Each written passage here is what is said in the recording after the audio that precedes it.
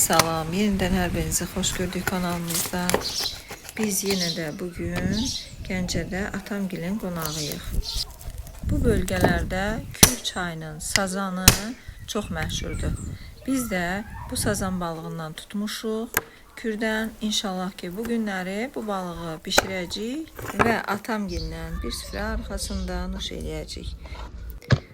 Balığı bu formada hissə-hissə doğrayırıq. Xırda ölçüdə bir balığımız da var ki, bunu da hər iki tərəfini bu formada kəsiklər atırıq ki, qızardanda çox xırçıltılı olur. Elə demək olar ki, çipsi kimi ləzzətli alınır. Balıqlarımızın hər iki tərəfini duz və istiot sərpəcəyik və unsuz, heç nəsiz qızmar bir yağda qızardacaq.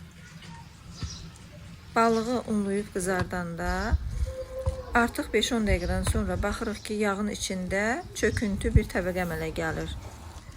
Ona görə də mən undan istifadə etmirəm.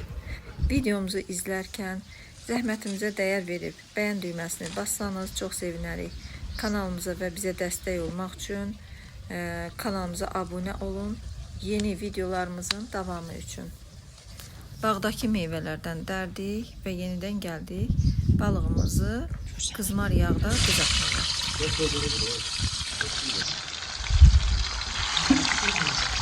Çayımızı dəmləyirik. Çaynikə turş gilas, təzə yığılmış kək otu və qara çay töküb çayımızı dəmə qoyacaq. İnanın ki, bunun dadından doymaq olmur. Balıqlarımızı qızardırıq və sonra isə biraz kartof arxasınca qızardıb süfrəyə verəcəyik. Göz haqqınızı halal edin. İnşallah yeni videolarda görüşmək ümidi ilə salamat qalın.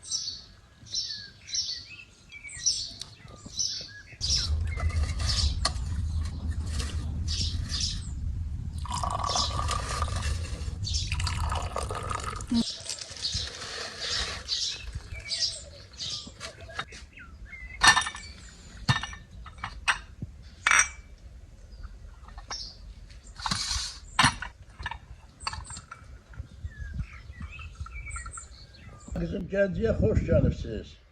Bura İmam Söyüd şəhəridir, bütün dünya bilir. Sənin pişirdiyin yeməklər, ləziz, gözəl yeməklərdir. Dünyanın tanınmış səyyahlarından biri Azərbaycana gəlir. Ona Azərbaycanda 72 növdə olan yeməyin süfrəsini açırlar.